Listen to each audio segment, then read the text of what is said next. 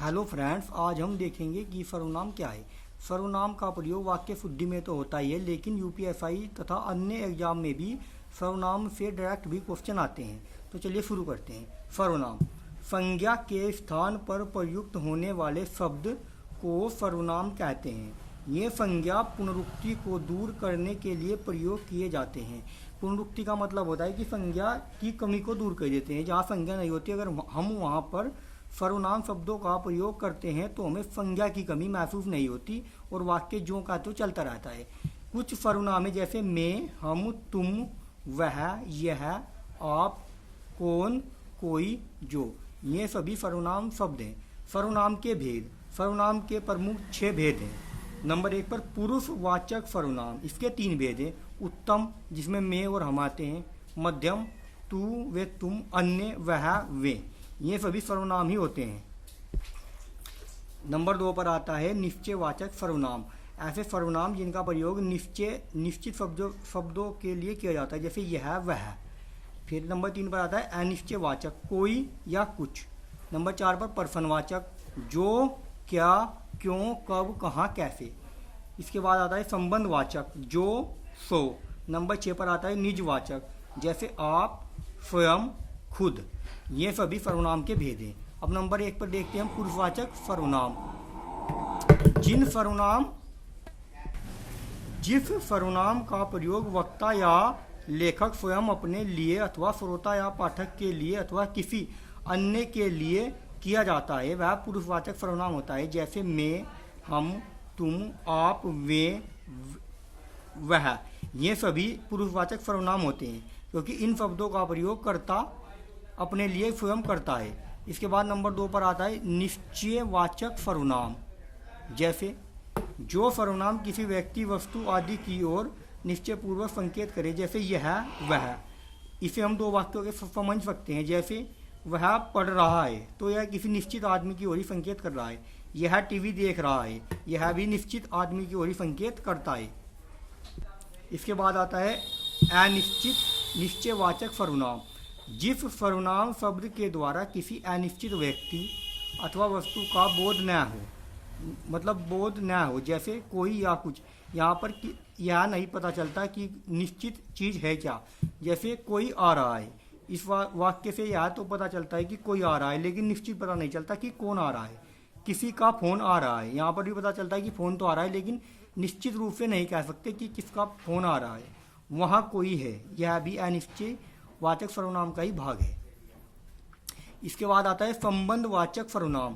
परस्पर एक दूसरी बात का संबंध बताने के लिए जिन शब्दों का प्रयोग होता है, वे संबंधवाचक सर्वनाम के अंतर्गत आते हैं। जैसे जो, सो, जैसी करनी वैसी भरनी, जो पढ़ेगा वही बढ़ेगा, जिसकी लाठी उसकी भैंस। इन सभी वाक्यों में संबंध दर्शाया जा रहा है।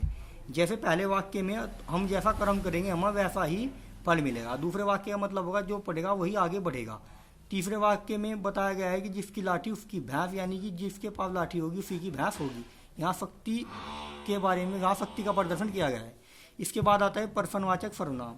जो सर्वनाम शब्दों को प्रश्नवाचक वाक्य बनाते हैं। ऐसे शब्द जो सर्वनाम शब्दों को प्रश्नवाचक वाक्य में बदल देते हैं। जैसे वह कहाँ जा रहा है, यह एक प्रश्नवाचक शब्द कहाँ आया है जो इस वाक्य को प्रश्नवाचक बनाता है। रोहन क्यों दौड़ रहा है, यहाँ पर क्यों शब्द इसे प्रश्नवाचक बनाता है। इसके बाद आता है निजवाचक सर्वनाम। जहाँ स्वयं के लिए आप, अपना, अपने शब्दों का प्रयोग हो। जैसे मैं अपना काम कर रहा हूँ, इस वाक्य में मैं शब्द आया है, जिससे पता लगता है कि यह निजवाचक सर्वनाम है तथा इसमें स्वयं के बारे में ही बताया जा रहा है। सर्वनाम शब्दों के विशेष प्रयोग। कुछ शब्द ऐसे होते हैं जिनका प्रयोग अलग अलग तरह से किया जाता है। जैसे आप एक शब्द है, अगर इसका प्रयोग हम पुरुषवाचक सर्वनाम में करते हैं तो हम देखते हैं कि जहाँ आप शब्द का प्रयोग श्रोता के लिए हो, वहाँ पर यह शब्द आदर सूचक होता है और यह पुरुषवाचक सर्वनाम के अंतर्गत आता है। लेकिन यही शब्द निजवाचक सर्वनाम में भी आता है, जहाँ आप शब्द का प्रयोग अपने लिए हो। जैसे मैं अपना काम कर रहा हूँ, यहाँ पर आप शब्द का प्रयोग निजवाचक में भी हुआ है। तो आप एक ऐसा शब्द है जिसका प्रयोग पुरुषवाचक सर्वनाम तथा निजवाचक सर्वनाम दोनों में होता है। इसके बाद हम देखते हैं स्पेशल नोट्स बहुवचन सर्वनाम। आप, वे, ये, हम, तुम, ये सभी बहुवाचक सर्वनाम होते हैं, किंतु आदर प्रकट करने के लिए इनका प्रयोग हमेशा एक वचन में होता है। यह एक इम्पोर्टेंट लाइन है कि जब आदर प्रकट करते हैं तो इन शब्दों का प्रयोग एक वचन में होता है। सर्वनाम के अनेक रूप। सर्वनाम के अनेक रूप होते हैं। कारक के अनुसार सर्वनाम के रूप बदलते जाते हैं। जैसे सर्वनाम में हम, तुम, वह, वे, आप, लेकिन जब ये कर्ता के लिए प्रयोग होते हैं तो इनका रूप चेंज हो जाता है। जैसे मैं और मैंने दोनों कर्ता के लिए प्रयोग होते हैं। इसके बाद हम, हमने, तुम, तुमने, वह, उसने, वे, उन्होंने, आप ही रहता है।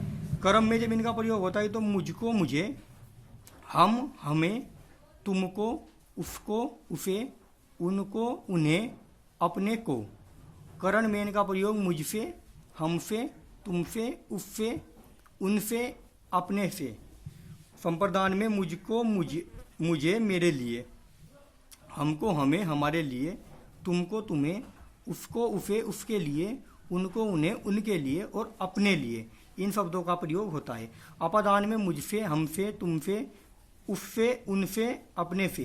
संबंध में मेरा, मेरी, मेरे, हमारा, हमारी, हमारे, तुम्हारा, तुम्हारी, तुम्हारे, उसका, उसकी, उसके, उनका, उनकी, उनके, अपना, अपनी, अपने पर। अधिकरण में मुझ में, मुझ पर, हम में, हम पर, तुम से, तुम पर, उसमें, उस पर, उनमें, उन पर, अपने में। और ये इनमें से कुछ सर्वनाम एक वचन होते हैं, कुछ बहुवचन। मैं एक वचन है, हम बहुवचन है, तथा तुम एक वचन है, वह एक वचन है, वे बहुवचन है और आप एक वचन है। इस प्रकार हम देखते हैं कि कारक के द्वारा सर्वनाम में काफ़ी परिवर्तन आ जाता है, जबकि कर्ता के संज्ञा के साथ ऐसा नहीं होता है। वे जो के त्यों ही रहते हैं, लेकिन सर्वनाम कारक के द्वारा बदलते रहते हैं। अगर आपको यह वीडियो अच्छा लगता है तो इस वीडियो को लाइक, शेयर और हमारे चैनल को सब्सक्राइब जरूर करें। चलिए मिलते हैं फिर अगली वीडियो में। धन्यवाद।